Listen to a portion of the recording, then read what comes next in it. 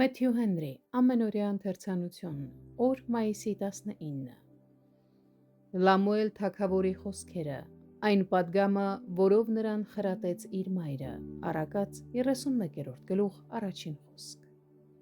Լամուելի մոր կողմից առաքինի կնոջ, հատկապես որպես կնոջ և տնային տնտեսուհու նկարագրությունը նախատեսված չէր որպես ինքնագովեստ, չնայած այն անկասկած իր իսկ հավատարմության արտացոլումն էր, այլ որպես հրահանգ իր դուստրերի համար կամ որպես ուղեցույց իր որդու համար կին ընտրելու հարցում։ Նա պետք է լինի մաքրաբարո և համեստ, աշխատասեր և խնայող, հնազանդ իր ամուսնուն, հոգ տանող ընտանիքի մասին, զուսպ խոսքի և երեխաների դաստիարակության հարցում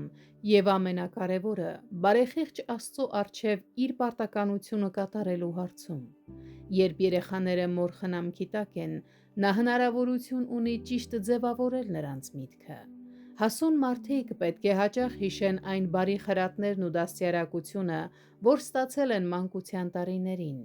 Այն բազմաթիվ սարսափելի օրինակները, երբ խոստումնալից մարդիկ կործանվել են անբարո կանանց և գինու սիրո պատճառով, պետք է զգուշացնեն բոլորին հեռու մնալ այդ չարիքներից։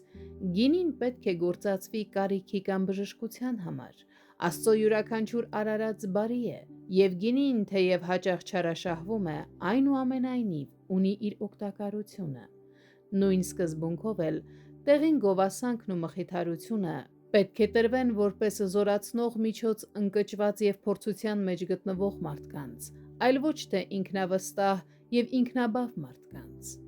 Բոլոր իշխանություն ունեցող մարդիկ պետք է առավել զգուշորեն ժուժկալ լինեն, քան մյուս մարդիկ, և պաշտպան կանգնեն նրանց, ովքեր անկարող են կամ վախենում են պաշտպանել իրենց գործը։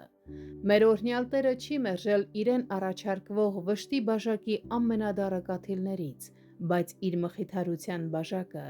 դնում է իր ժողովրդի ձեռքը և ուրախություն է բերում խորը հուսահատության մեջ գտնվողներին։